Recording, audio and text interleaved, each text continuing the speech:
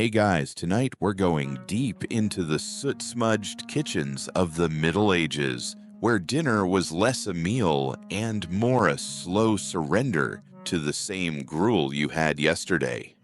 And the day before that. Picture this: a smoke-stained ceiling, a crooked table, and a bowl of something that smells like defeat. Welcome to peasant life, where the bread is dense enough to knock out a chicken, and your soup has the personality of bathwater. You probably won't survive this boredom with your taste buds intact, but let's pretend hope is on the menu. So before we begin, take a second to like the video and subscribe, but only if this cozy corner of weird history is your thing.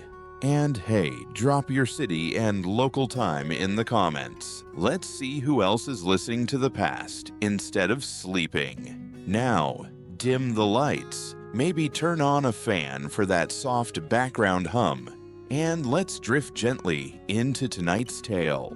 You drag your feet across the dirt path, boots soaked through with melted frost. Another thankless day behind you. Your hands are blistered from digging, your back aches from bending, and your belly, that's been complaining since midday. You nudge open the door of your thatched cottage, where the smell of ash and damp wood greets you like an old enemy. Your family is already gathered around the table, staring down at tonight's masterpiece, a weak pottage. It's mostly water, barley, and, if you're lucky, half a carrot or a few shriveled greens. The bread beside it is yesterday's, and the day before's, and probably the day before that. You sit, you chew, slowly. Not because you're savoring it, more because your teeth are protesting the effort. The crust scrapes your gums like punishment. It tastes like effort, not reward. You look at your children across the table, their cheeks hollow, eyes hopeful. You offer a tired smile. They smile back, and your heart breaks a little. The truth: in this time, food isn't eaten, it's endured. Historical records tell us peasants like you got most of their calories from barley and rye, pounded into paste or baked into bricks masquerading as bread. Bakers would sometimes add ground-up legumes to stretch the flour, a trick they swore added flavor. It didn't. It added bloating.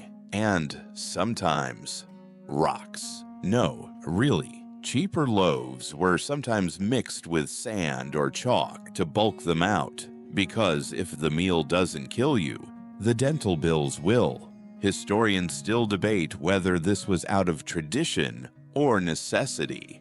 But let's be honest, you're not exactly turning down goose fat and garlic for the charm of beige mush. You dip your spoon back into the bowl. It sloshes like rain in a bucket. Variety is a rumor. You might dream of cabbages, maybe leeks, but those only show up if your little garden behaves. Fruit? Not likely. And meat. That's reserved for fairy tales and feast days. You've heard of spices like cinnamon and clove, but they might as well be stardust. You couldn't afford pepper if you sold your shoes. And who wants to be barefoot in this weather? You try to lighten the mood. Pass the salt, you mumble, even though there is none. Your wife chuckles dryly. She's heard it before. Laughter is the only seasoning you have left. But the cost of this dull, colorless diet goes beyond flavor. Your body pays the price. Scurvy gnaws at your gums. Weakness makes your hands tremble. You've watched neighbors fade, collapse, vanish. You've buried friends who never made it past the hungry season. You're not sure your family will either. But what else can you do? You keep going. You finish the bowl and scrape every last bit from the edges. Not out of satisfaction, but out of need. The kids are already curled up on their straw beds, thin blankets pulled to their chins. You lie beside the dying fire and listen to the wind scraping against the shutters. You wonder, briefly, what they're eating tonight up in that castle on the hill. Maybe goose, maybe roasted apples soaked in honey. Maybe they're already asleep with full bellies and dreams that don't taste like boiled roots. But this is your world, a world of porridge and piety, of cold nights and colder meals. And yet, you dare to dream, just a little. You close your eyes and imagine a table that never runs out, one where the bread is soft, the broth is rich, and no child ever has to go to bed tasting hunger. For now, it's a dream. But dreams are all you have, and somehow, that's enough. You trudge across the frozen yard, past the single goat that's chewing on a shoe you gave up on last summer. It's not cold enough to kill you outright, but it's definitely cold enough to make you wish it would just get it over with. The field waits, hard and unyielding. A reminder that the land only loves you when it feels like it. Your stomach is already empty again, which is impressive, given how little you put in it. What you really want is bread, a thick, hearty loaf, maybe with crust so hard it cracks like a secret, something that feels solid in your hands, that doesn't slurp off a spoon or slosh around in a bowl. But here's the thing. Bread in your world is a bit of a gamble. When you finally do get some, at the market maybe, or if the baker owes your cousin a favor, it looks promising. Brown, crusty, even warm if you're lucky. But don't get too excited. That flour might be 50% ground rye and 50% not flour, because when wheat prices rise, and they always rise, people get creative. They add ground peas, old bran, tree bark, chalk, and sometimes even the sweepings from the mill floor. You once bit into a loaf and pulled out a splinter, not a twig, a splinter. Some unscrupulous bakers use ground bones, others sawdust. Technically edible, probably. The town baker swears he'd never cheat like that, of course. He'll pat his belly and say, "I'd rather die than serve bad bread." Joke's on him. Plenty of people do die from bad bread. There's this fun little thing called ergot, a mold that grows on rye when it gets too wet. You can't see it, you can't smell it, but eat enough of it, and suddenly you're dancing. Not like fun dancing. More like screaming into the sky as your fingers blacken kind of dancing. They call it Saint Anthony's fire, because when your limbs start to rot, you pray. Historians still argue whether entire villages were ever taken out by ergotism or if it was just a handful of isolated cases. But you've seen the twitching. You've heard the mumbling. You steer clear of the bread that looks too dusty, and yet you still want it. Bread isn't just food, it's currency, it's comfort, it's status. When a noble gives a peasant a crust, it's a favor. When a priest blesses the loaf, it's holy. When a miller cheats you of good flour, it's personal. The best bread is white, made with fine wheat flour and baked in an actual oven. But you've never had it. Not really. That's for the rich. The kind of people who use spices not to flavor food, but to show off that they can. Your bread is coarse, brown, baked in ashes or a fireless pit. Sometimes you make it yourself, kneading the dough with hands calloused from hauling water and chopping wood. You don't own an oven. Your house doesn't even have a chimney, just a smoke hole, and a prayer that the wind is feeling generous. Sometimes you trade with Matilda, the village widow who sells flatbread from her stoop. It's chewy and smells faintly of vinegar, but it's warm. She dips her crusts in weak ale and tells stories of when bread was real. You nod. Everyone nods. No one remembers. And sometimes, in lean times, when even barley runs short, you crush chestnuts, or acorns, or old dried peas. You mix them with water and pretend they're dough. They never rise. They never taste like bread. But you eat them anyway. One winter, the village tried using cattail roots, boiled, mashed, dried, and baked. It worked. If you define worked as didn't immediately kill anyone, you still remember the way it made your teeth squeak, like chewing linen dipped in glue. Bread is a battleground, a daily test, and it's personal. You remember the priest who scolded you for wasting crusts while sipping wine behind the altar. You remember the noble's dog that got better scraps than your baby sister. And you remember the time the bread was good. Just once. It was a wedding. Yours, or your cousin's. The details blur, but the bread, fresh, warm, soft, lingers. Someone had saved up wheat. Someone had used butter. Someone had cared. It tasted like joy. You think of it now as your stomach folds in on itself, as the frost numbs your fingertips. That one bite made years of chewing bark and chalk feel almost worth it. Almost. You walk toward the village with a few spare eggs and a chipped bowl. Maybe someone will trade. Maybe there's bread worth eating. Maybe today's the day you get a real crust again. But if not, you'll chew bark. You'll grind peas. You'll stir the pot and hope, because tomorrow always needs feeding.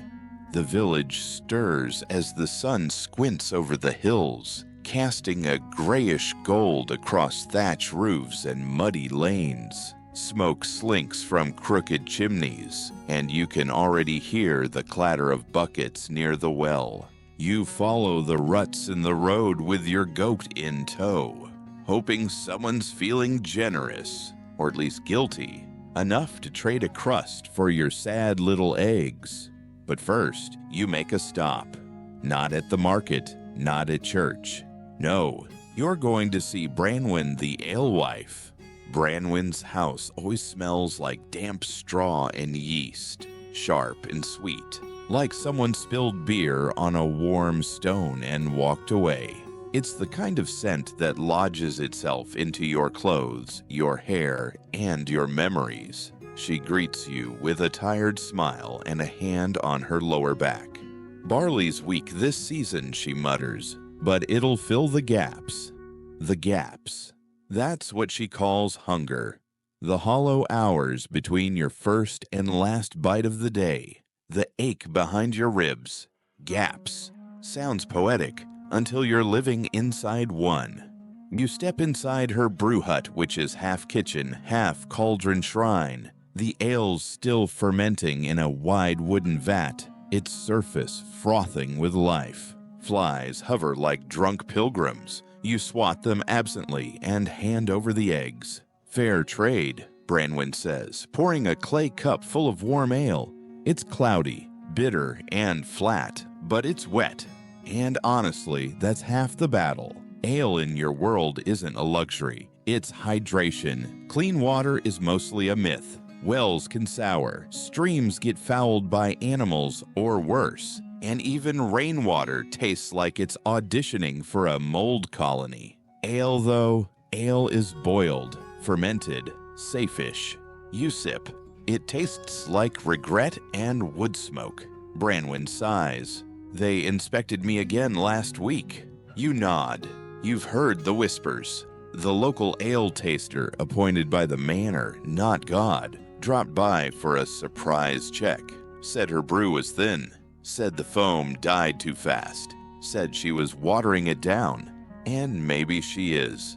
Maybe not. Doesn't matter.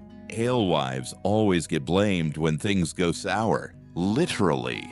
Historians still argue whether women like Branwen were unfairly targeted because of gender, or because bad ale could spread disease and despair like wildfire. Probably both. You look around.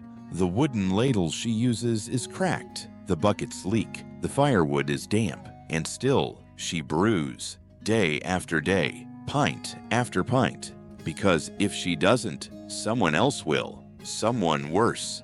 There's talk of a man from the next village over, Eldrick, with eyes like a hawk and a tongue like vinegar, who wants her stall at market, says women shouldn't be trusted with barley, says he can brew better, stronger, faster, but he doesn't offer credit to hungry families. He doesn't let kids sleep by the hearth while their parents drink away the frost. He doesn't care about the gaps. You drink slowly, letting the warmth crawl down your throat and into your chest. Your stomach, empty and suspicious, accepts it grudgingly. It's not food exactly, but it'll hold the line for another hour. Outside, someone shouts, then laughter. Branwen barely flinches. Boys throwing turnips again, she mutters, wasting what they'll beg for in a month. You leave the empty cup on a shelf and thank her. She nods, but doesn't smile this time. On your way out, you notice something scratched into the door frame, a faint sigil. Protective, maybe. Old. Probably something passed down from a grandmother who believed in charms more than saints. You don't ask about it. You just notice. And remember. Because when the tithes rise, and the weather fails, and the ale is thin again, people look for someone to blame. The woman with the fire and the froth is easy to spot. You walk back down the lane with that bitterness still on your tongue. Your fingers tighten around your cloak as the wind lifts. In the distance, the church bell tolls. Noon. You pass a group of children sitting on a low wall, legs swinging, faces sticky with boiled plum paste. You almost smile. Almost. Then one of them starts coughing, a dry, rattling sound that's too familiar, too loud. You keep walking. That ale didn't last long. You already feel the gap stretching open again. The bakery's smoke smells sweet, though. Tempting. You count the last thing in your pocket, a crooked turnip, soft on one side, and consider your odds. You're still weighing the trade when a voice calls out behind you. Hey, you! Want to taste real beer? You turn. It's Eldrick, of course. He stands behind a cart of kegs with a grin too wide and confidence that somehow both earned and unbearable. He hands you a wooden cup. The ale's golden crisp, even sparkling a little in the light. You sip. It's good. Too good. You narrow your eyes. You didn't make this. He shrugs. Does it matter? It does. But you don't argue. You just hand it back and walk on. Branwen's brew might be cloudy, thin, bitter, but it's hers. And she doesn't lie about what's in it. And when the winter bites harder, and the well goes foul, and the priest blesses the buckets, but they still smell like frogs, you'll remember who gave you a cup without asking for silver. The alewife, the survivor, the scapegoat, the keeper of the brew. You leave the village behind as your boots squelch through mud, barely thawed. The fields stretch ahead, gray, brittle, and unforgiving. You trudge on, passing fences stitched together with hope and rotting twine. Somewhere nearby, a pig grunts. That's not just any pig. That's your pig.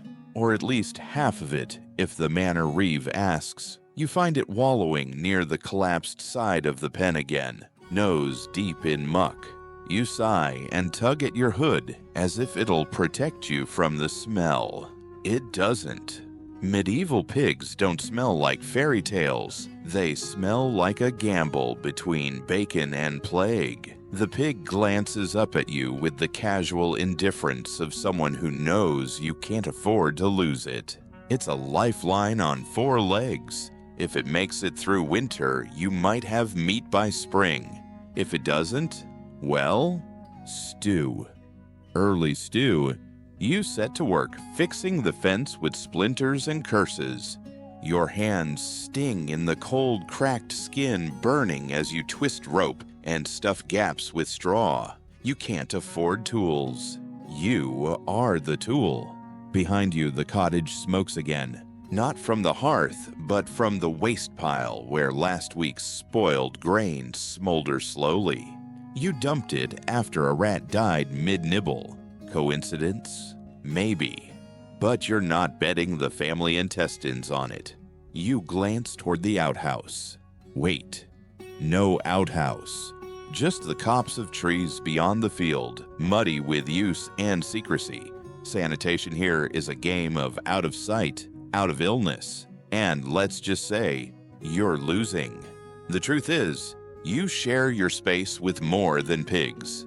You share it with lice, fleas, sometimes mice, sometimes worse. The thatch above your head is not just roof, it's ecosystem. And at night, when the fire dies and your family sleeps in one heaving pile for warmth, the scratching begins. You'd complain, but who would listen? Everyone scratches, everyone stinks. Baths are a rare luxury. Soap is for priests, perfume is for nobles, and water that doesn't give you boils is very seasonal. Historians still debate how often medieval people actually bathed. Some sources claim once a week, others say once a year. Based on your armpits, you'd guess the truth lies somewhere closer to when it rains and you trip into a stream. You duck inside to grab more rope and catch your mother coughing in the corner. Not the dramatic, dying kind of cough, just the ever-present, smoky, we live with fire and breath and ashes kind. You're used to it. You grew up on coughs. You glance at the ceiling. The smoke hole leaks in the wrong direction again, so the room's filled with a gentle haze of regret and wood ash. There's a pot on the hearth, but nothing in it, just waiting. Like always, the pig squeals outside again. You hurry back, because here's the thing. Pigs don't just smell, they draw attention. You've seen it before, a reeve passing by, inspecting the livestock, a hungry neighbor with too few chickens and too many children. One wrong night, and your pig becomes everyone's pig. So you built a sleeping pen for it. Inside the cottage, near the fire, right next to your brother. Actually, he complains, but you told him the pig snores less. And it does. Barely. It's not weird here. Animals and people share space. You sleep with the pigs. The chickens roost in the rafters. One summer, a goat lived under the table for 2 months. You named it Barbara. Then you ate it. At least livestock keep you warm. Better than the fire most nights. You curl around them like awkward puzzle pieces, everyone chasing body heat and pretending not to notice the snoring or the occasional mysterious damp spot. There's no privacy, not for washing, not for weeping, and definitely not for wedging a sliver out of your heel with a fishbone while someone gives birth on the other side of the room. And yet, you survive. Somehow you survive the filth, the cold, the ceaseless scratching. You learn to live with the rot and the rashes. You learn to count the symptoms and guess whether it's plague or just a really bad pimple. You survive the latrine that freezes in winter and becomes a swamp in spring. You survive the water that smells like iron and tastes like secrets. You survive sharing your life with pigs, because pigs don't judge. You fix the fence, drive the pig back into the pen, and tie the gate with a prayer and half a bootlace. As you wipe your hands on your tunic, already filthy, but you tell yourself it helps. The wind shifts. The village bell rings once. Supper hour, which is generous because supper is generous. Or will be, if you stretch that carrot enough. You sigh, roll your shoulders, and head inside again. The room is smoky, your mother's still coughing, and your brother is arguing with the pig over floor space. But you have a carrot and some old barley, maybe even a few peas left from last week's trade. Tonight, you'll make stew. It'll taste like smoke and mud, and it'll be amazing. The stew simmers low over the hearth, and you sit beside it like a dragon guarding treasure. It's barely more than warm water with ambition, but it smells like hope, earthy, faintly sweet, with that telltale punch of onion peel and something you're pretty sure is moss. No one complains. Complaints don't make food appear. Your family gathers around slowly, drawn by the scent, or maybe just the illusion of it. Your mother stirs with the slow, practiced rhythm of someone who's done this thousands of times. Your brother tosses in a few withered leaves he claims are herbs. They're probably weeds. It doesn't matter. By the time you eat, the sun is gone and the walls of the cottage glow orange from firelight. You eat in silence, sipping around pebbles, dodging splinters, chewing with deliberate patience. You stretch each bite, willing your body to believe it's full. And just for a second, you are warm. Then the wind howls through the thatch. Again. But it's fine. It's always fine. Because tonight, you heard something strange, something rare, a rumor. The lord of the manor is hosting a feast, a proper one, meat, pastries, ale that doesn't come from Branwen's smoky hut. And you might get close enough to see it. The manor sits on a low hill outside the village, behind a stone wall and past two perfectly bored guards. It's not a castle exactly, but it wants to be. You've only been inside once, years ago when you were dragged in to explain how your goat ended up in the herb garden. You claimed divine intervention. It didn't work. Now, the thought of a feast draws you like the smell of baked apples through a cracked door. You tell yourself it's just curiosity, but really it's hunger. Not just the belly kind, the soul kind. So you go. At dusk the next day, you walk the long curve of the hill road, keeping your distance but close enough to see torchlight flicker through high windows.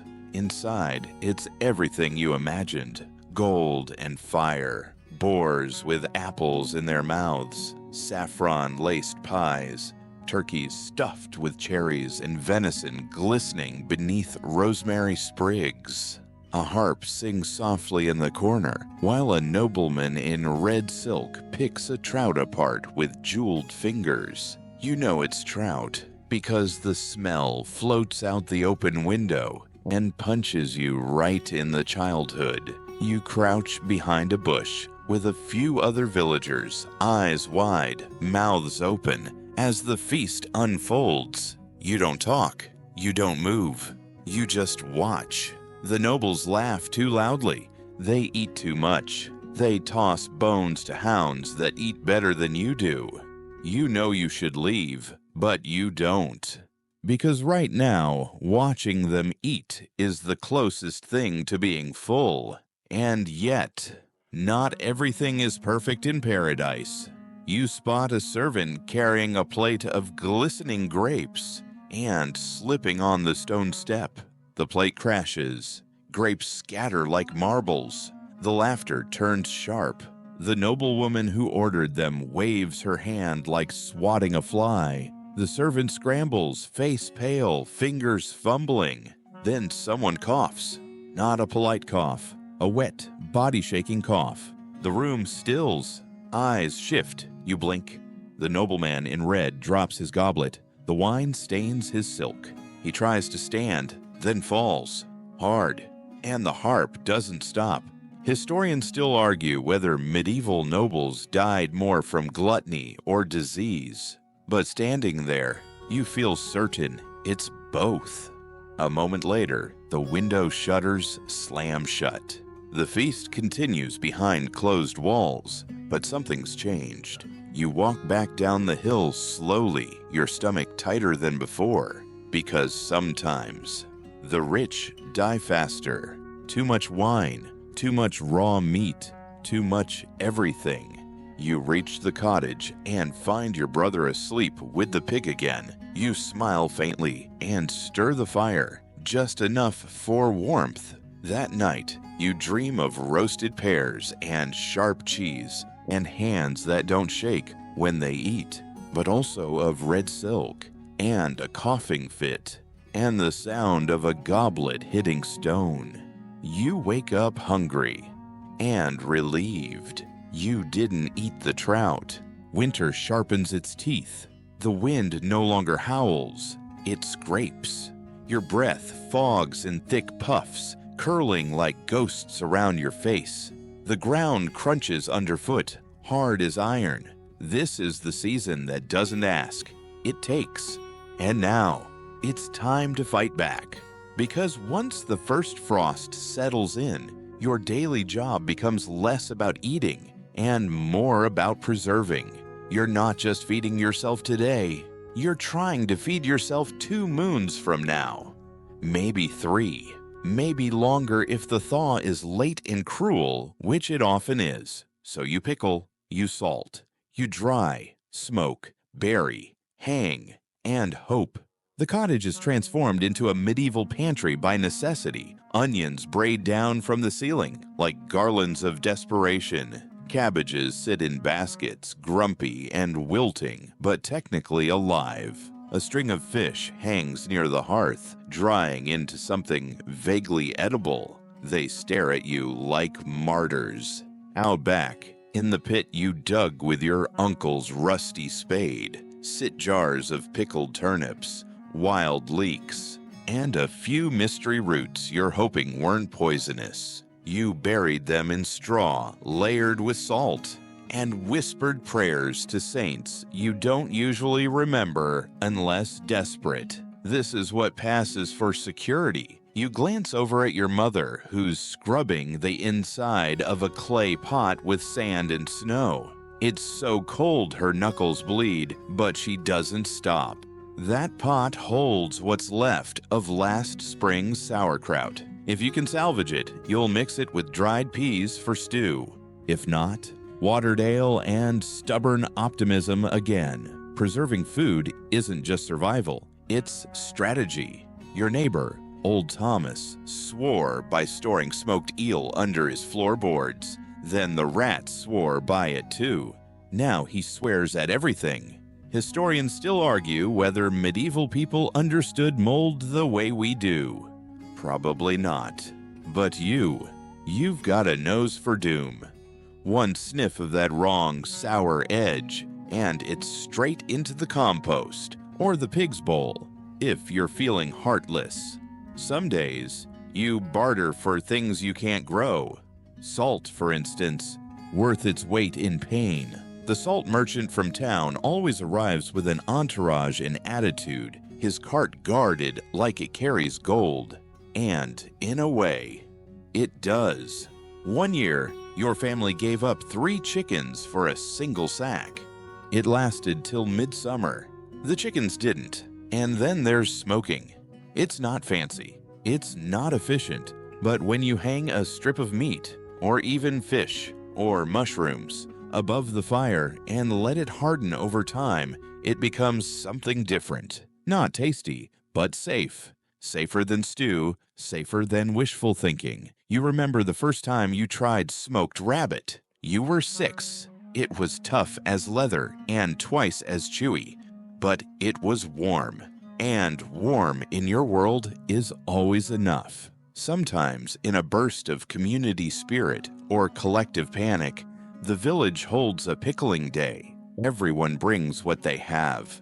Buckets, barrels, herbs, roots. Sometimes even fruit, if someone's luck held during foraging season. The women argue over vinegar ratios. The men argue about nothing just to feel useful. Children steal slices of radish and run squealing through the snow. It smells terrible, like sour socks and old wine. But there's something sacred in it too. You spend the day elbow deep in brine, stuffing jars and pots, tying cloth lids, sealing dreams in salt and hope. You sing old songs. You listen to stories. You warm your fingers on the side of the boiling cauldron and pretend it's enough. Someone always brings too much garlic. Someone always forgets the caraway seeds. Someone always drinks too much and falls asleep in the straw with beet juice on their chin. It's tradition. One year, Branwen showed up with an entire barrel of pickled eggs. No one asked how she got them. No one wanted to. She winked and said, "Don't trust a chicken who lays in winter." You're still not sure what she meant, but you ate the eggs. And they were good. Tonight, you sit beside your winter stash, taking inventory. You count turnips like they're coins. You tap jars like they might whisper back, because every cabbage matters. Every smoked strip is a small rebellion. You are building a fortress against the cold. And you know, not everyone will win this fight. Last year, 3 families lost their entire stores to rats. 1 forgot to salt the fish properly. 2 more just underestimated. They begged. They traded. They went without. 1 didn't make it. You remember. You always remember. So you stack your jars carefully. You hang your herbs high. You mend the smokehouse roof, even though your fingers go numb before you finish. Because spring is still months away, and hunger never hibernates. The sky is a slab of slate again this morning. No sun, no shadow, just the steady sigh of wind pressing against your door like a beggar. You wake up in a tangle of limbs, straw, and pig snout. Someone's elbow is in your ribs, possibly yours. You blink, you stretch, you ache in places that don't have names. And your first thought, as always, what's for breakfast? Answer, whatever hasn't frozen solid. Today it's pottage, again. The leftovers of last night's leftovers, thinned with snow and hope. You stir it carefully, trying not to break the crust of ice forming at the edges. It's grayish now, tinged with the ghost of a turnip, and maybe a distant whisper of barley. As you sip, you realize something's off. You're bored, not with the food, that's a given, but with the rhythm. Hunger, stir, chew, repeat. So you do something bold. You decide to forage. There's not much left out there, but you heard rumors. Yes, again, from an old woman whose teeth whistle when she talks. She says mushrooms are still growing in the woods near the monastery. Strange ones, winter mushrooms, survivors. You're no fool. Foraging in winter is like treasure hunting in a graveyard. But what if? You strap on your boots, wrap your scarf twice around your face, and head out. The woods are quieter than usual, muffled by frost and stories. Trees groan in the wind.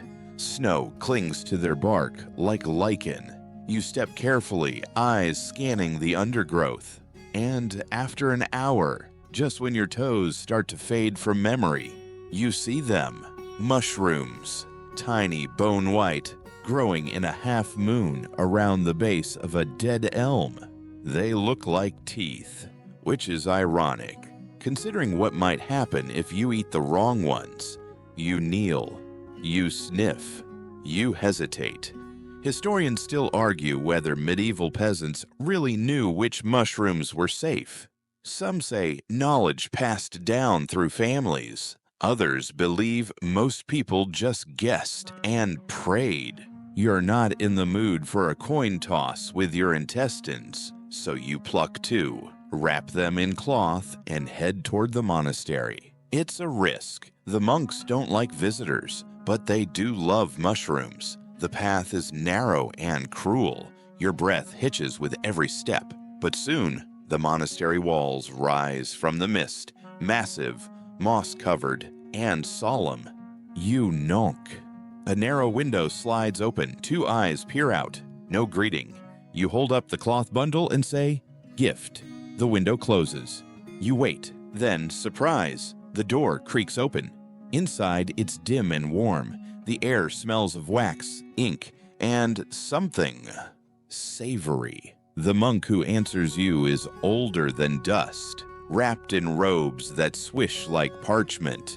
He takes the mushrooms with a nod and beckons you to follow. Down the corridor you go, past flickering sconces and shelves of books you can't read. Eventually, you reach a kitchen. An actual kitchen, with herbs hanging from beams, with garlic bulbs fat as apples, with cheese drying on racks, and in the center, a pot bubbling with something that smells divine. The monk ladles you a bowl. It's soup, real soup, with chunks, with flavor, with salt. You almost cry. You eat like you're being watched by saints.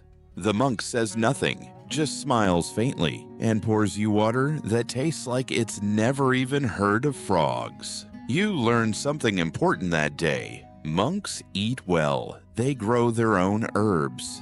They bake daily. They raise chickens, even bees. And they record it all. Every measurement, every recipe, every substitution when supplies run low. Their kitchens are part lab, part chapel. One friar explains they even make their own cheese, soft curds pressed with linen, aged in stone cellars. It takes months, sometimes years. Patience makes flavor, he says. You nod like that's not a completely foreign concept. They pickle carrots in spiced wine. They candy plums in honey. They dry lavender for tea. And yes, mushrooms. A whole shelf of them, sorted, labeled, some even powdered for winter sauces. You're in awe. This isn't just survival, this is culinary strategy. And it's protected by walls. Thick, stone, privilege-soaked walls. You leave with a small pouch of dried herbs and a head full of impossible dreams. The monk even presses a coin into your hand. "For the mushrooms," he says, and closes the door before you can thank him. You walk home lighter, hungrier, wiser, because now you know there is another way to eat, a better way. But it's hidden, gated, guarded. You reach your cottage. The smoke hole wheezes. The pig snores. You unwrap the herbs and drop a pinch into tonight's pottage. The scent rises like magic. Your brother raises an eyebrow. Your mother blinks. "What is that?" she asks. You shrug. "Hope," you say. And, for once, it tastes real. The next morning, you wake up to birdsong, which is confusing because it's February, and no sane bird should be out right now. You sit up slowly, rubbing your eyes with fingers that still smell faintly of dried thyme and mushroom soup memory. There it is again, a chirp. You listen harder, not just birds, bells, distant church bells, layered over excited voices and cartwheels clattering on frozen stone. Something's happening. You throw on your cloak and push out the door, the cold biting your cheeks like a jealous ghost. A crowd is already forming near the village square. Everyone's talking at once, and you can smell something on the air. Not smoke, not stew, meat, real meat. You push closer and spot a wagon parked in front of the Manor Reeves hut. On it, barrels, bundles of cloth, crates of turnips, and, yes, 2 whole pigs, gutted and glistening, strung up like trophies. The Lord is throwing a market day. It happens maybe once or twice a year when taxes are collected, supplies traded, and those with favors to curry suddenly remember the existence of peasants. You grab what little you have, a wool cap with decent stitching, a chunk of salt pork from last month's barter, and a bundle of dried mint. Not much, but maybe enough. The market is already wild. Vendors shout, chickens squawk, dogs bark, and someone is singing about beans. It's a chaos made holy by the scent of roasting meat and freshly baked loaves from the manor ovens. And there, near the edge, sits Matilda the Pie Woman. Her cart leans slightly, like it's also hungry, but it holds pies, actual pies, wrapped in linen and radiating the kind of smell that makes grown men weep. You hover. Matilda eyes you. Got anything decent? You offer your pork. She sniffs, shrugs, trades you half a pie. You hold it in your hands like a holy relic.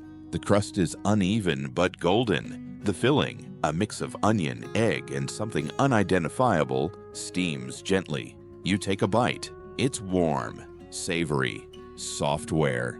And for a second, you don't feel like a peasant. You feel like a person. As you chew, you wander past the other stalls. A man with beets as big as your head. A woman selling pickled eels from a clay jug. A boy trying to trade wool socks for sweets. There's even a spice merchant. He's the real deal. Coat lined with rabbit fur, rings on every finger, and a pouch of cinnamon he guards like it's treasure, which, in a way, it is. You watch as a noble woman buys a sliver of saffron no bigger than your thumb for the price of an entire goat. Historians still debate how widespread spice use really was outside noble circles. Some say even peasants used them sparingly. Pepper, mustard seed, dried parsley. Others say that's wishful thinking. All you know is, the closest you've come to pepper is coughing near the Reeves table. Still, you linger. The merchant eyes you. Curious? You nod. He grins and flicks a few mustard seeds into your palm. Here, for your pie. You don't ask why. You just sprinkle. And somehow, that one act, that tiny yellow burst, transforms your pie into something new. Not just edible, interesting, flavor. You'd almost forgotten what that was. You finish the pie slowly, letting each bite stretch like silk. Then the crowd parts, and a man stumbles forward, clutching his belly. He's gray-faced, sweating, knees buckling. He collapses. Panic ripples through the square. People shout. The spice merchant bolts. Matilda covers her pies. Someone whispers, meat gone off. Another, spoiled stew. And then someone else, witchcraft. Because of course, when things go wrong, people look for shadows, for scapegoats, for someone who looks a little too calm, or a little too clean, or a little too herbal. You back away slowly. You know what this is.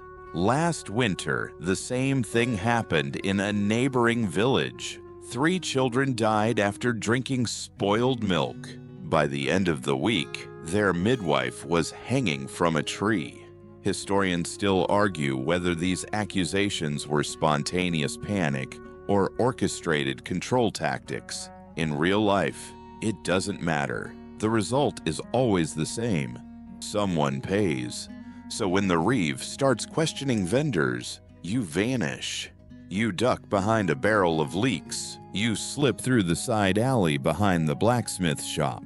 You do not look back. You've had your pie. You've had your mustard miracle. Now it's time to go home. You step into your cottage just as your brother burns his fingers on the stew pot. He curses in 3 languages and throws a spoon at the wall. The pig grunts in approval. You sit, you breathe. You're safe.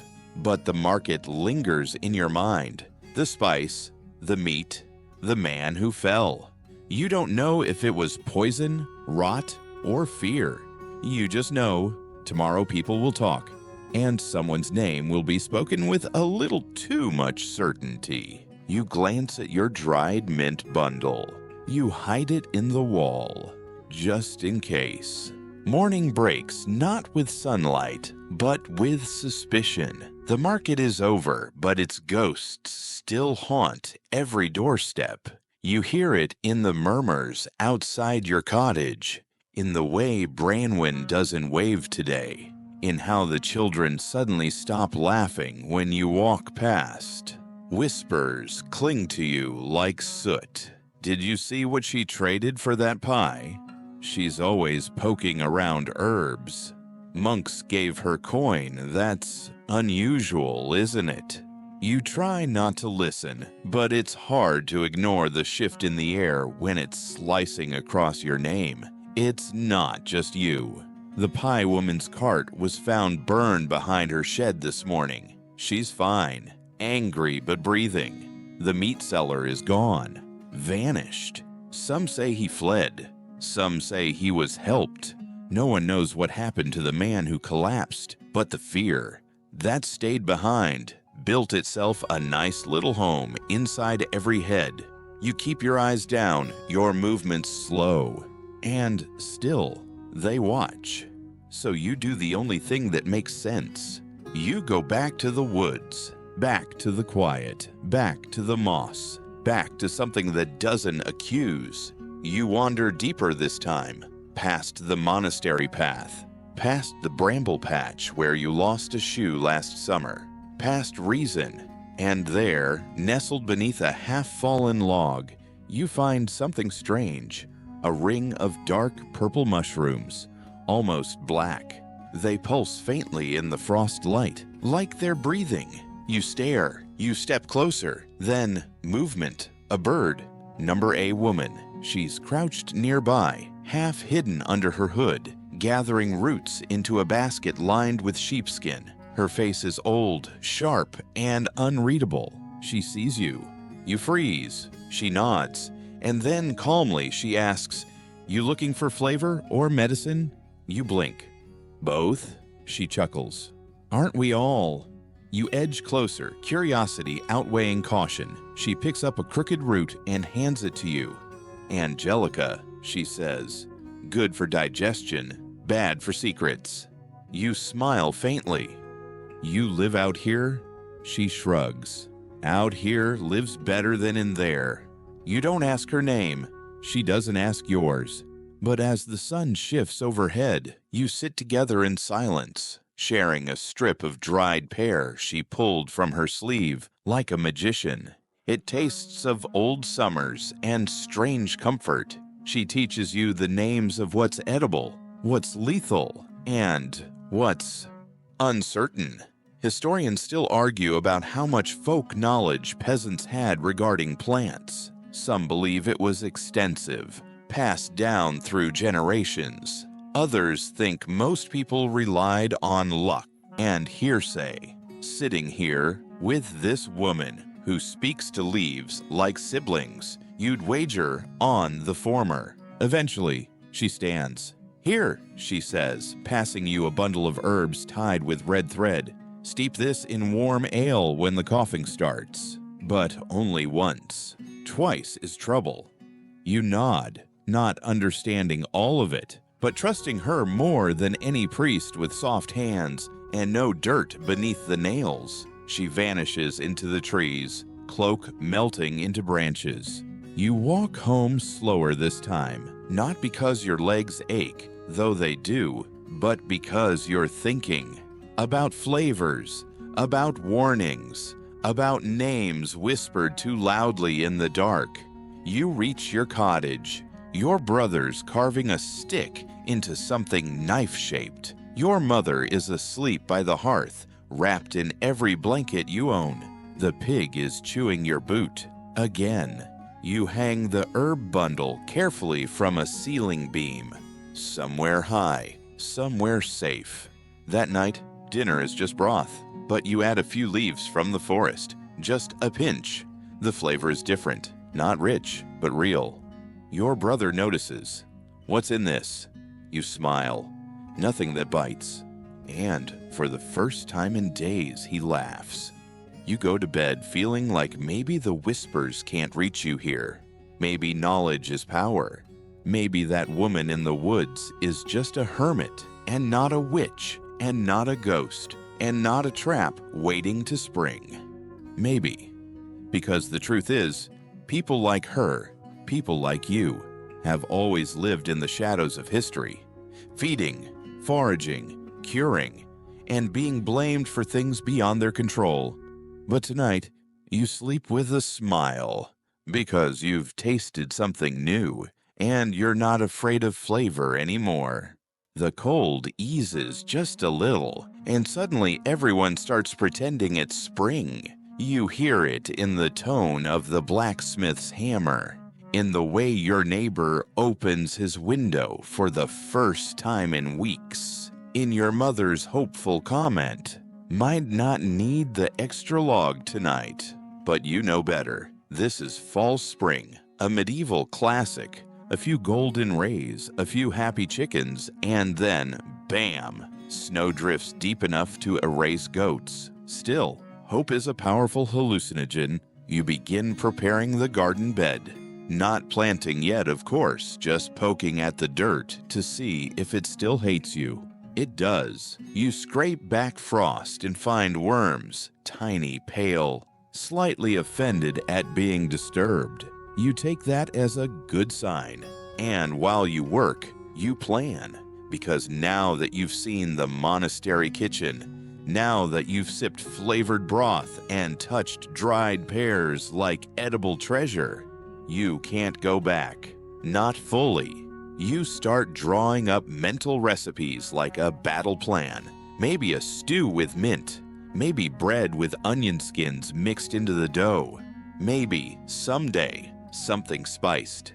Historians often debate the creativity of peasant cooks. Some insist food was purely functional, a fuel without flair. But you've learned otherwise. Necessity may be the mother of invention, but hunger is the father of culinary improvisation. You're thinking about a soup made with burdock root when your neighbor Edith stops by. She's got 3 kids and no husband, and her cloak smells like wet firewood and secrets. "You've been foraging," she says bluntly. You pause. She raises an eyebrow. "I'm not accusing. I'm asking." You nod slowly. Her face softens. "Show me." And that's how it begins. The next morning, you lead her to the woods. Not deep, just enough. You point out the herbs, the wild garlic shoots barely sprouting, the bark you've learned to peel just right for tea. She listens, really listens. And when you offer her a sprig of chickweed, she bites into it without flinching. By evening, word spreads. Quietly, 2 more women join you the next day. Then 4, then 6. Not all want herbs. Some want advice. Some want a trade. Some just want to sit on a rock in peace and remember they're more than blisters and chores. You form an accidental circle, not quite a guild, not quite a coven. Just women with dirt under their nails and ideas in their heads. You teach each other tricks. How to dry nettle without losing your fingerprints. How to disguise wild onions so the reeve doesn't claim them. How to make something taste like salt using roasted dandelion roots and blind confidence. You all laugh more than expected. You begin writing things down, not words. Few can read, but symbols. A leaf means fever. A swirl means stew. A spiral with dots. That's the burdock root and turnip miracle from 2 weeks ago. You carve them into wood, scratch them into pots, whisper them to each other when passing in the lane. It's dangerous, and you all know it, but it's also life, and it's delicious. One day, you wake to find a basket on your doorstep. Inside, a wedge of cheese, half a loaf of brown bread, and a tiny vial of what smells like vinegar and rosemary. No note, no explanation, just a single red thread tied around the handle. You smile. The pig tries to eat the thread. You slap its snout gently. You store the bread, share the cheese. Mix the vinegar into stew. It tastes like victory. And just like that, you realize something extraordinary. You are not just surviving anymore. You are creating. You are connecting. You are seasoning your days with more than salt and repetition. You go to bed that night with a full belly and a brain humming with flavor combinations. Lavender and honey, mint and bean mash, wild sorrel wrapped in flatbread like the monks do. The pig snores beside you. Your brother dreams aloud about dancing pies. Your mother breathes deeply, for once not coughing. Outside, the wind rises again. False spring, remember. But inside, you feel warmth not even firewood can offer. It's the warmth of community, of herbs traded in secret, of women gathering not to gossip but to grow, of symbols scratched into wood with purpose. Flavor, it turns out, was never just about the food. It was about knowing what to do with what little you have and sharing it anyway. You pull the blanket up higher, and for once, you don't dread tomorrow. You hunger for it. You wake to shouting, not angry shouting, excited shouting. You stumble out into the chilly morning mist and squint toward the road. A crowd is gathered, not large, not frantic, just curious, focused on the single figure trotting up the muddy path, cloak flapping like a broken sail. He's riding a donkey, already suspicious, more curious. The cart behind him. It creaks, clinks, and smells. Not bad. Not like dung or cabbage. No, this smell is strange, sharp, sweet, a little spicy. You inhale without meaning to. Cinnamon, clove, maybe nutmeg. The rider hops down. He's short, thick-bearded, and dressed like a traveling magician, layered tunics in faded crimson, a belt full of pouches, a dagger with a hilt shaped like a pepper grinder. "Greetings, fine people of wherever I am," he declares. "I bring the East to your doorstep." A child throws a rock at his boot. Undeterred, he opens the cart like a treasure chest. Spices. Real ones. Dried orange peels curled like question marks. Star anise. Shaped like witch symbols. Bay leaves stacked like brittle prayer scrolls. A pinch of saffron in a corked vial. The color of sunset and indulgence. The villagers gasp. And you. You drift closer, eyes wide, nose first. You've read about spice traders in the monastery's scribbled margins, heard tales of fortunes made from pepper alone. But seeing it here, in your muddy little village, is like watching a comet land in a cabbage field. The trader spreads his arms. A sniff for free, a sprinkle for silver. No one has silver. He shrugs and starts bartering. Eggs, wool, a surprisingly fine carved spoon, a single shoe. You hesitate. Then you offer what little you have. 2 bundles of dried mint, 1 wild garlic bulb, and a wrapped piece of beeswax you'd been saving for candles. He examines them like a jeweler, then nods. Fair. He passes you a pouch of ground cinnamon, maybe a tablespoon's worth. You clutch it like it's cursed treasure. And just like that, the village changes. Everything smells like ambition. Stew is no longer just warm, but curious. Porridge, now with a dash of something mysterious and vaguely foreign. Flatbreads baked on stones start turning golden and aromatic. Even Branwen's ale tastes interesting. People begin talking about recipes again. About flavor, not just survival. About pleasure. And, of course, about the spice merchant, because not everyone trusts him. He didn't bless the trade. His boots are too clean. He smiled at the pig. You're not surprised. Suspicion is a currency here, but so is envy. And the man does have a habit of slipping into shadows and showing up exactly where he shouldn't. You once found him behind your cottage, admiring your herb stash. "You've got a nose," he said, tapping his own. Ever thought about drying angelica with honey? Keeps longer, sells better. You didn't answer. He laughed and vanished, leaving behind a faint scent of nutmeg and secrets. Still, his trade thrives. And then, just as suddenly, he's gone. One morning, his cart is empty. The donkey is chewing grass by the river. No note, no goodbye. Historians still argue whether spice traders were wandering opportunists or state-sponsored agents of early empire. Some were both. You're not sure which kind this one was, but you know this. His impact lingers, because now everything tastes different. You try the cinnamon that night, just a pinch in the lentil soup. It burns slightly, then sweetens, then disappears, leaving behind warmth that isn't fire. Your brother goes silent after the first spoonful. Then, "What is this?" You smile, and for once, you don't answer. The next day, you gather with the others in the clearing, your herb circle, your fellowship of flavor. You pass around the pouch, sharing sprinkles like they're relics. And Edith says, "We should grow something new this year." You all look at each other. It's a dangerous idea, because new means foreign, new means suspicious, new means blamable, but it also means possibility. You nod slowly. Let's try.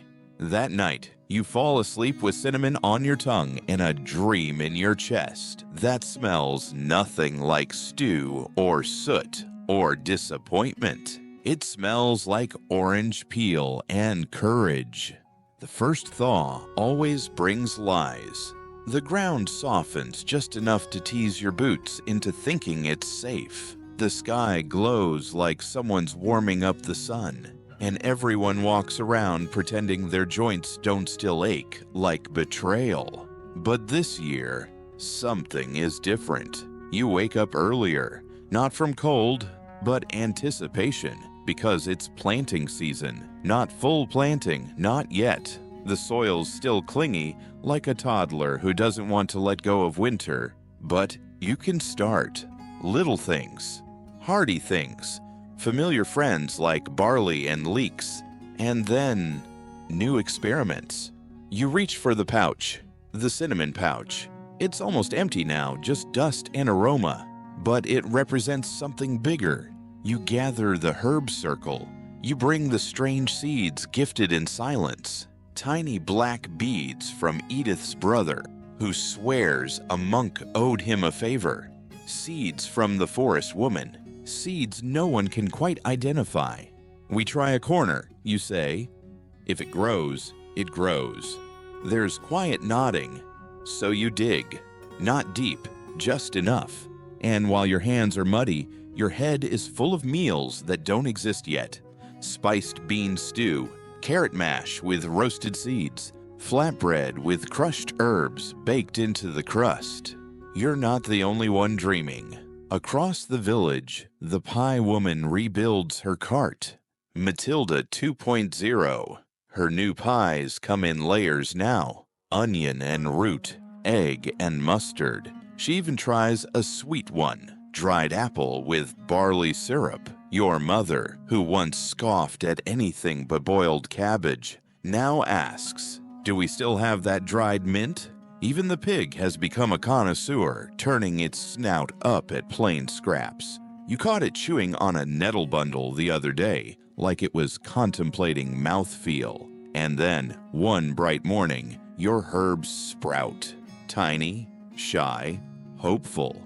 You fall to your knees beside the bed and stare, just stare. Because these leaves aren't just leaves. They're proof. Proof that flavor can root, that knowledge can grow, that a peasant's garden can be more than just survival. It can be a choice.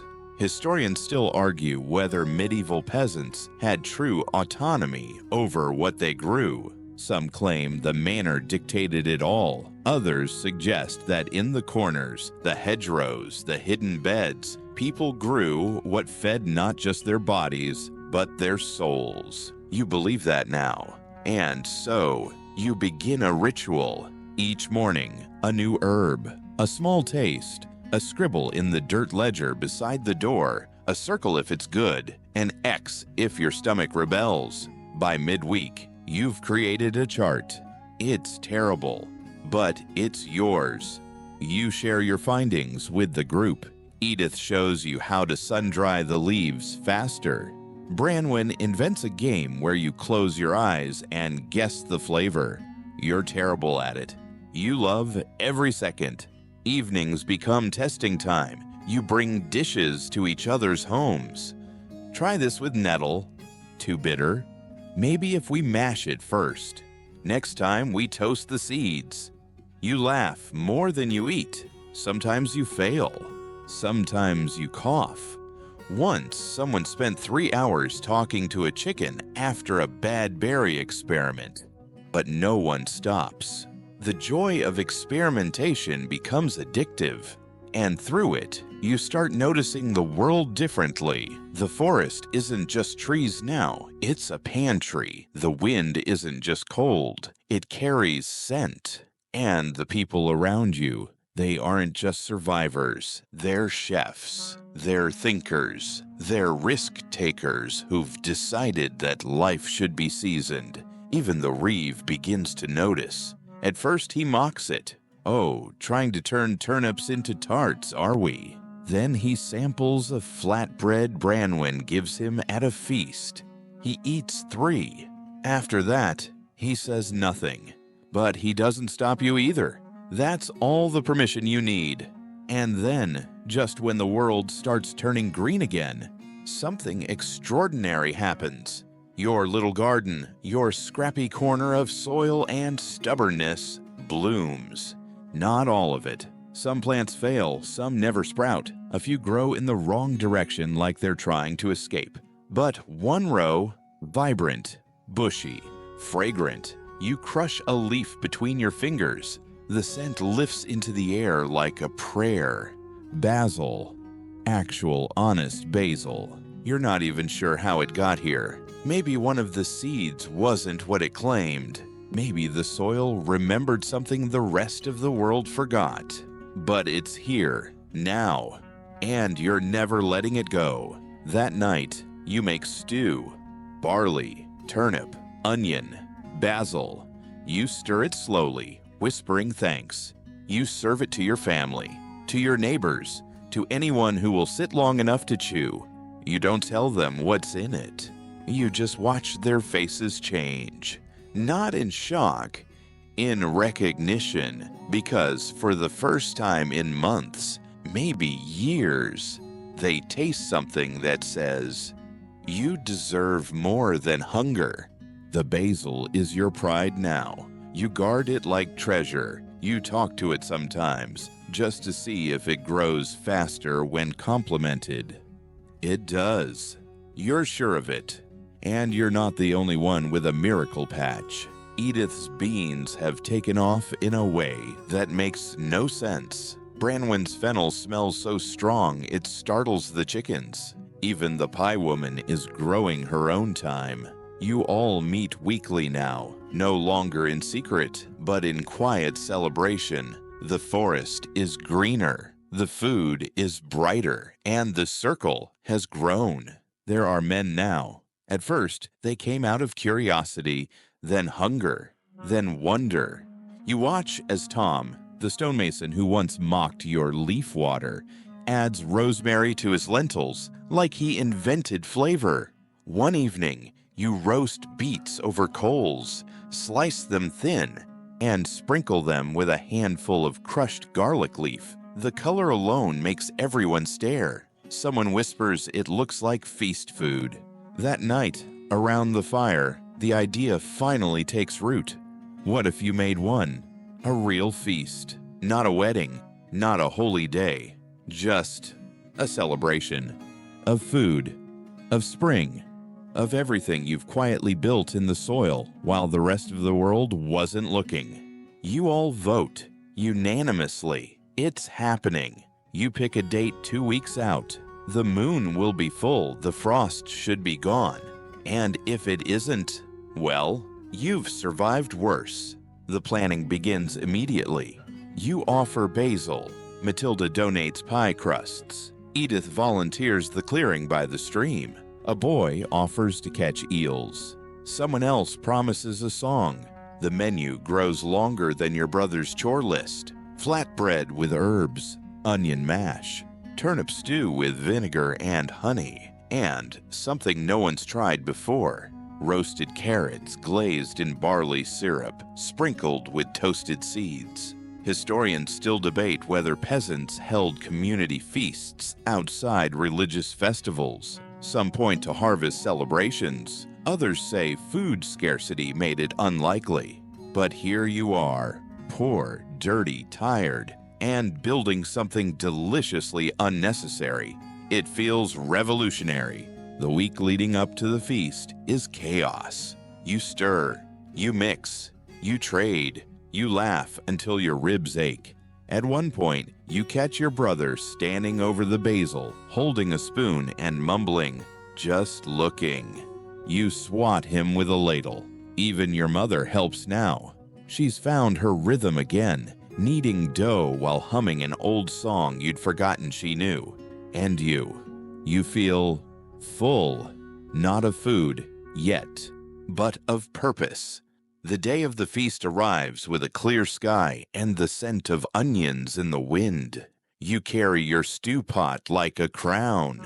The path to the clearing is lined with baskets, bowls, and makeshift platters. Someone has hung ribbons from tree branches. Children dart between legs with sticky hands and berry juice mouths.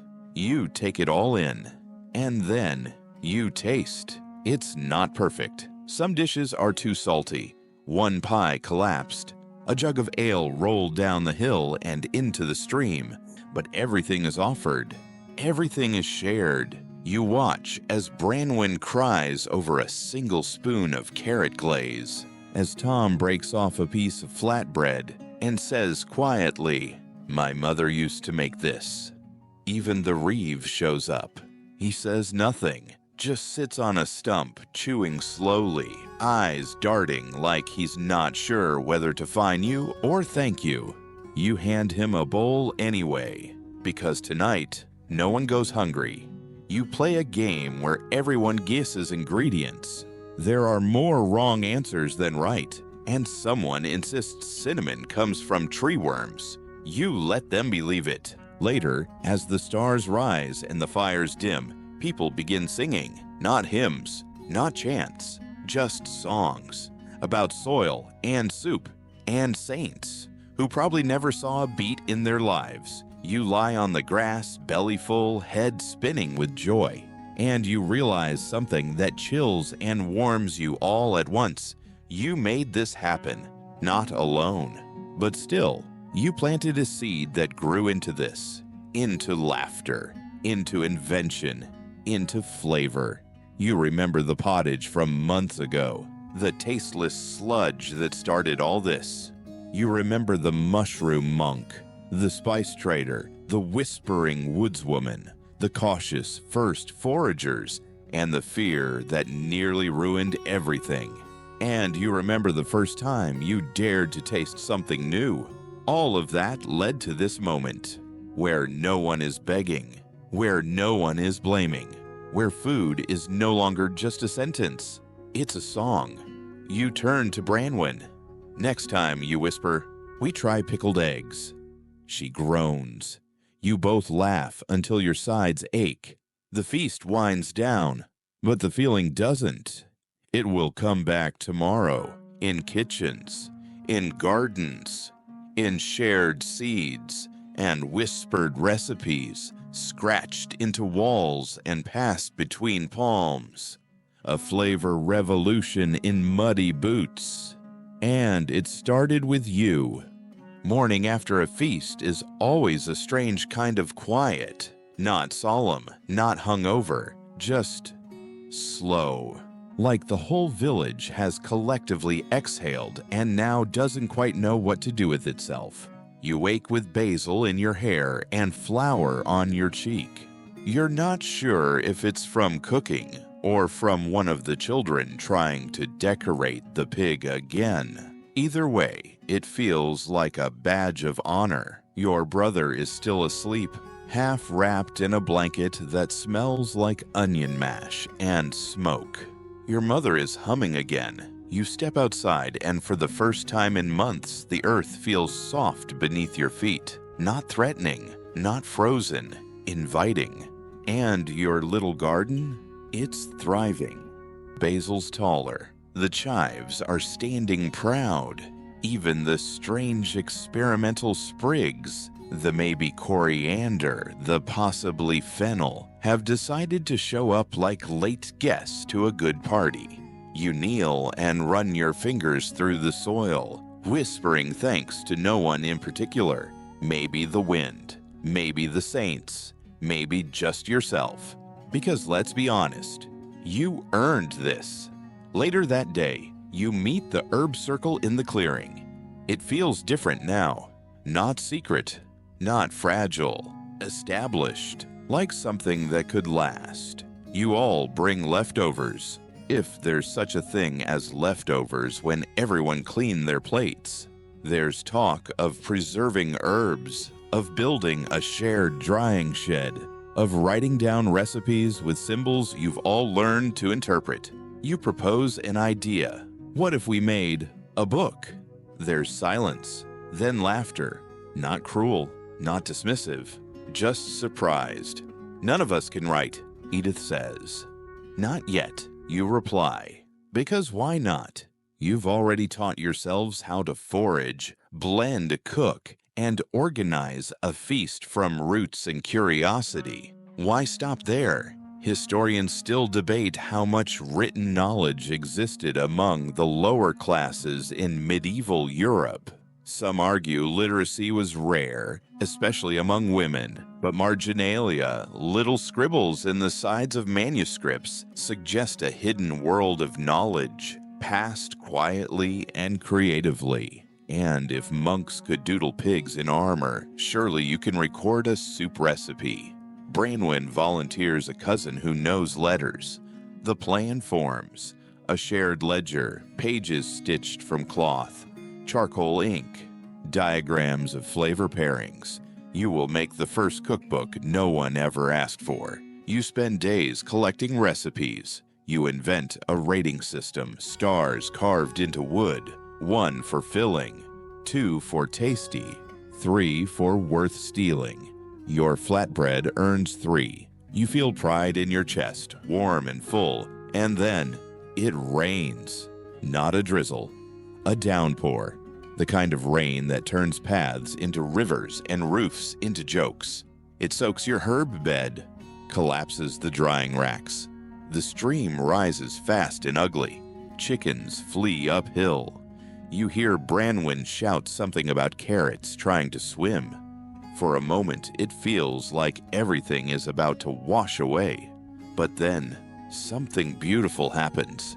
People start showing up to your house with armfuls of herbs, with soggy baskets, with scribbled symbols on damp wood. No one asks, no one hesitates. They just bring everything inside. You light the fire. You dry what you can. You set up pots.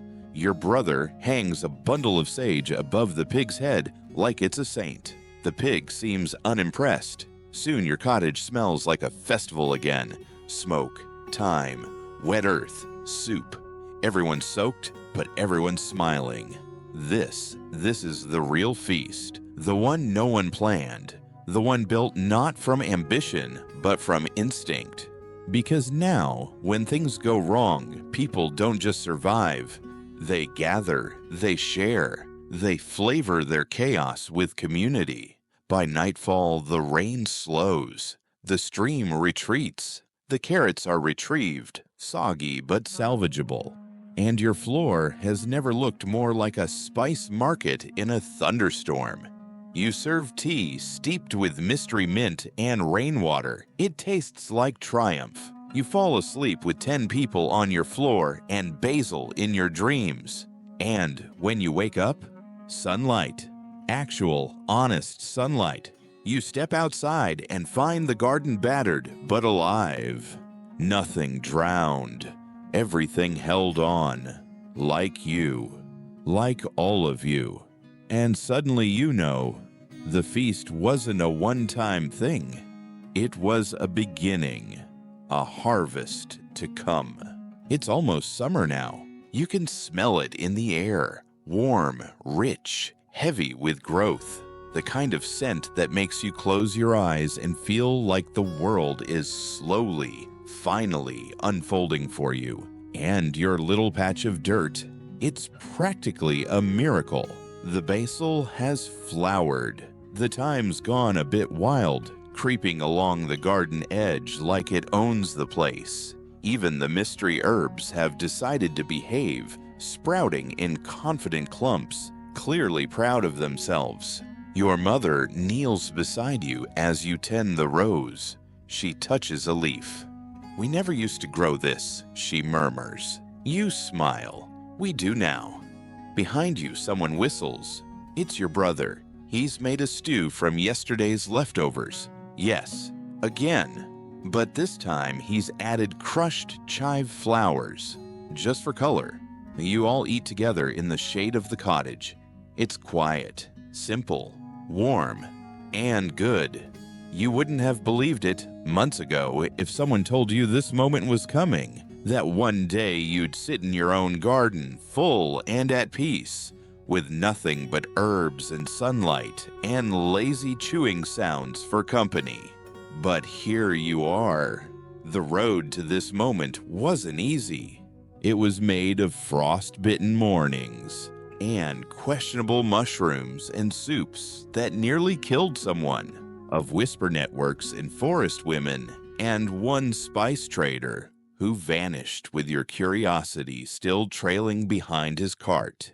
You think back to that first meal of winter, the one that tasted like despair. You think of the monastery kitchens, the borrowed ideas, the first laugh after a minty disaster, the secret herbs passed in bundles, the cookbook that smells faintly of vinegar and hope. And you realize something. You've changed, not just in what you eat, but in how you live. You've learned to listen to the woods, the wind, the women beside you. You've learned to risk flavor, to risk joy, to create even when the world seemed determined to silence you with blandness. Historians still debate what peasants valued most: survival, faith, family. They forget to mention flavor. But here, under this sun, with your stomach full and your hands fragrant, you know it matters. Flavor is freedom. A knock interrupts your thoughts. You look up. It's Branwen, holding something behind her back like a mischievous child. "You busy?" she asks. You raise an eyebrow. She reveals a loaf. It's slightly burned, uneven, but you'd recognize that smell anywhere. Honey and basil. You both laugh until your eyes water. You slice it together. It's terrible, absolutely terrible, but it's yours. That evening, you walk the garden one last time before bed. The pig snuffles at the fence. The stars blink overhead like soft promises.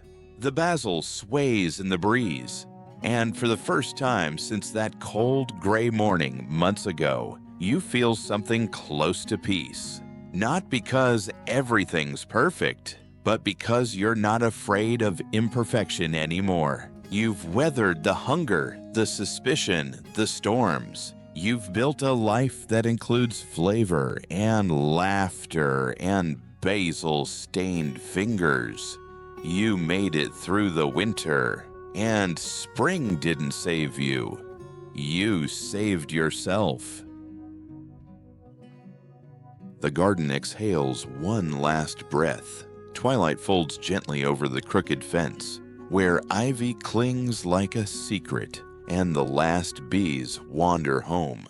The stones on the path are still warm beneath the dew, glowing softly under a sky that's letting go. You step into the cottage, careful not to creak the floorboards. The pig snores in its corner, wrapped in the kind of peace only well-fed creatures know. The hearth is a hush of ember and glow, casting slow-moving shadows that dance across walls steeped in time and old soot. Your fingers, still smelling faintly of crushed mint, trace the rim of the chipped bowl beside you. It held something simple and perfect, a stew made not just from herbs, but from the memory of hunger. The herbs hanging from the beams flutter in the draft. Lavender, sage, a sprig of basil that almost didn't make it. They rustle softly like promises that you'll plant again, that you'll share again, that you'll always have enough, somehow. Your shoulders soften. You remember laughter at a long wooden table, the startled joy of first spice, a stolen bite by candlelight, the miracle of flavor in a world that forgot it. Your mind drifts like smoke, no urgency, no weight, just the hush of survival, the quiet that comes when struggle gives way to stillness. You made it. You grew through it. You didn't just endure, you changed. Sleep now. Let your breath fall slow, like rain on fresh earth. You've carried this story far. Let the scent of basil and warmth follow you into dreams. You've earned every gentle moment of rest.